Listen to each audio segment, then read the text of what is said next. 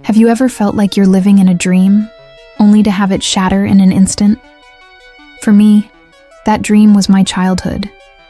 We were the perfect family. We lived in a beautiful house in a great neighborhood, went on amazing vacations, and I had parents who seemed to be a perfect team. I remember sunny afternoons playing in the yard, the smell of my dad's weekend barbecues, the feeling of complete safety and stability. But looking back, I can see the first tiny cracks. A hushed, tense phone call my mom would quickly end when I walked in. My dad, looking tired and stressed, poring over stacks of mail late at night, telling me it was just boring adult stuff. They were small things, easily dismissed, but they were signs of a storm gathering just over the horizon. That storm broke on a Tuesday. I was 17, dreaming about college applications. A man in a suit knocked on our door. I remember my mom's face turning pale as she spoke to him in a low, urgent whisper. Later that night, the house was silent in a way I'd never heard before. Then the shouting started. I crept to the top of the stairs and heard words I didn't understand, but felt in my gut.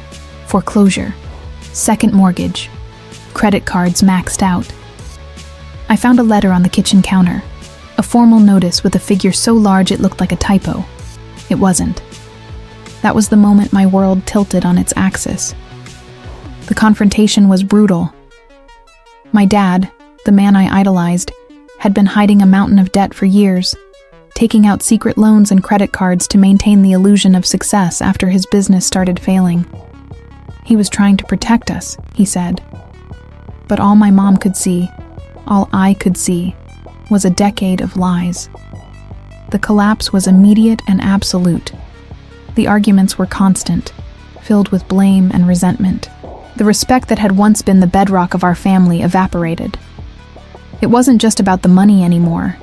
It was the betrayal. The perfect family I had belonged to was a fiction, and the grief was overwhelming. We had to sell the house, the only home I'd ever known. My college fund, the one my parents had talked about since I was a little kid, was gone. Suddenly, my future, which had seemed like a bright, straight road, was a confusing, terrifying mess. I was grieving the loss of my home, my future, and the parents I thought I knew. I was so angry, not just at my dad for the lies, but at my mom for not seeing it, for not knowing. I felt completely alone, adrift in the wreckage of my family's life. That was the beginning of the long, slow reckoning. We lost the house and moved into a small, cramped apartment. The shame was a physical weight. We declared bankruptcy. My parents started going to therapy, both together and separately. The conversations were excruciating. For the first time, we had to talk about money. Not as some abstract concept, but as the destructive force that had torn us apart. My dad had to confront the shame that drove him to hide his failures. My mom had to grapple with the trust that had been shattered. And I had to learn to see my parents not as perfect providers, but as flawed human beings who had made terrible mistakes. It was a lesson in brutal honesty, a lesson none of us wanted but all of us desperately needed. Today, years later, things are different. Our family is not what it once was. The scars are still there. The trust is something that has to be earned and re-earned every single day. But in a strange way, we are stronger. We are more honest. The facade is gone, and what's left is real. I ended up going to a community college, working 2 jobs to pay my way. It wasn't the future I planned, but it made me resilient and fiercely independent. My parents are still together.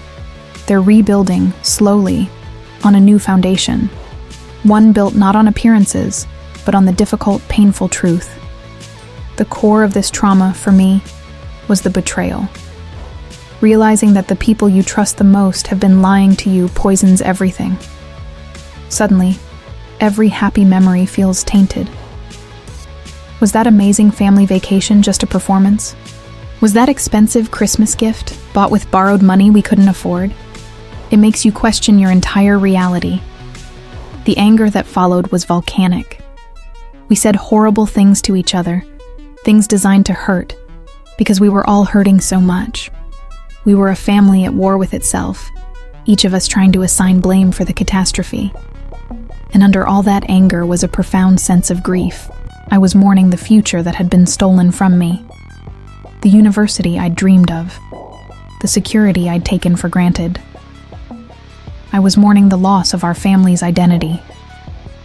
We were no longer the successful, happy family. We were the family that lost everything. Moving past that grief is not a straight line.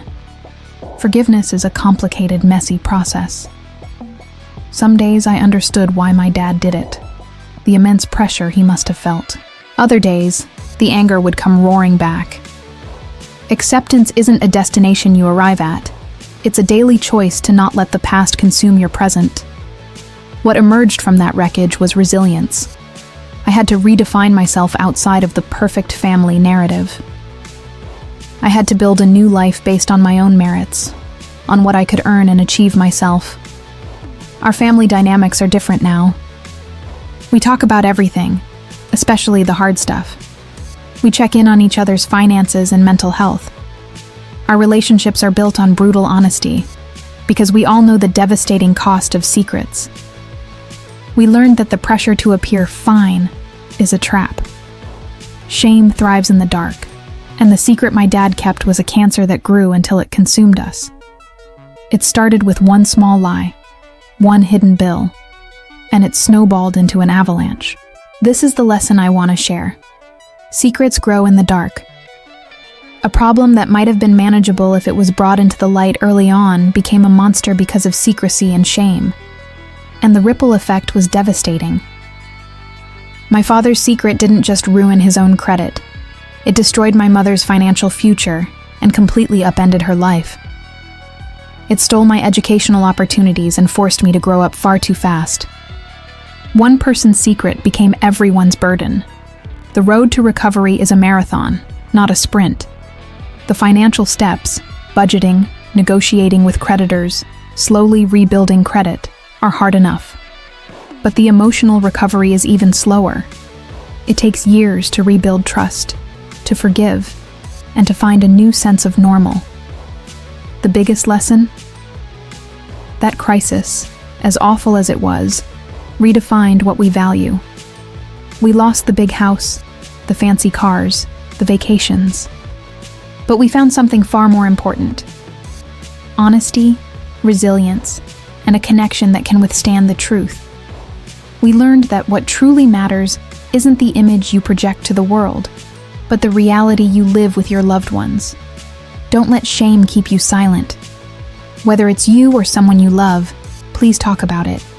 Trust, but verify. Keep the lines of communication open, especially about finances.